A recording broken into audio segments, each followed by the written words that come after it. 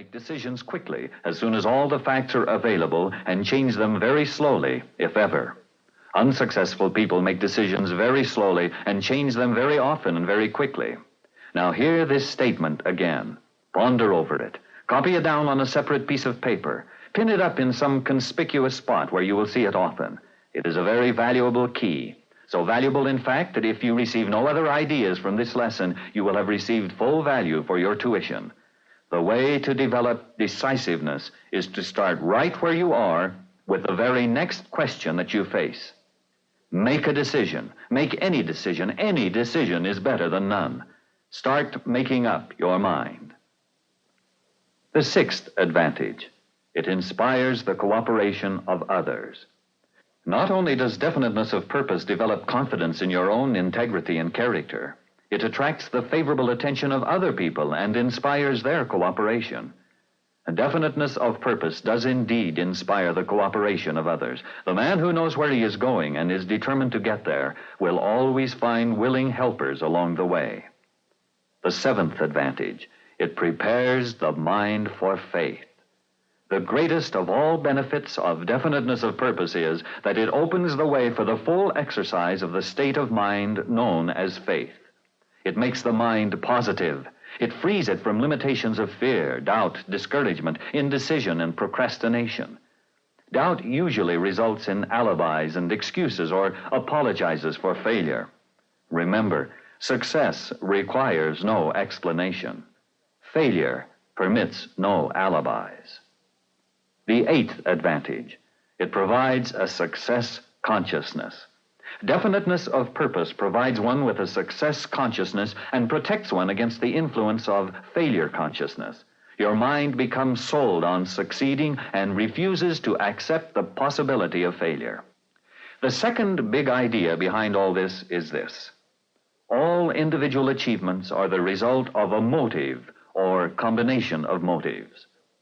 The 9 basic motives which inspire all voluntary action are: 1, the emotion of love; 2, the emotion of sex; 3, the desire for material gain; 4, the desire for self-preservation; 5, the desire for freedom of body and mind; 6, the desire for self-expression and recognition; 7, the desire for life after death; 8, the desire for revenge; and 9, the emotion of fear. You will find that unless the major and minor purposes of your life are supported with a proper number of these motives, you are not going to be interested in carrying out those purposes to a successful conclusion.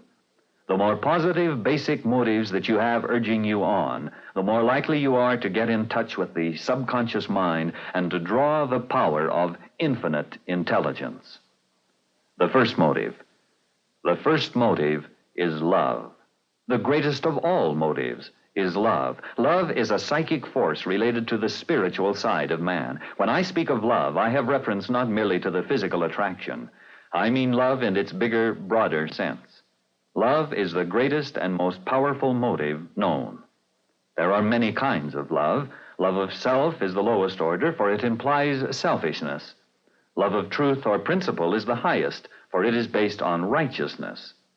There are varieties of neighborly love, that of parents for their children and children for their parents, that of friendships, that regardless of age or sex or social relationship, then the love of sweethearts.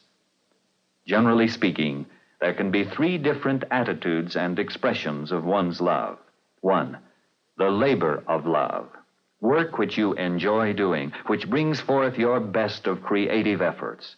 To have a labor of love is one of the 12 great riches of life. 2, a love of truth or principle, the love of an ideal which finds expression in one's thirst for spiritual enlightenment and a continual search for further knowledge of things as they are. A person motivated by this kind of love has true humility of heart. 3, love of a beautiful woman or a handsome man, your girlfriend or boyfriend, your sweetheart or your wife or your husband.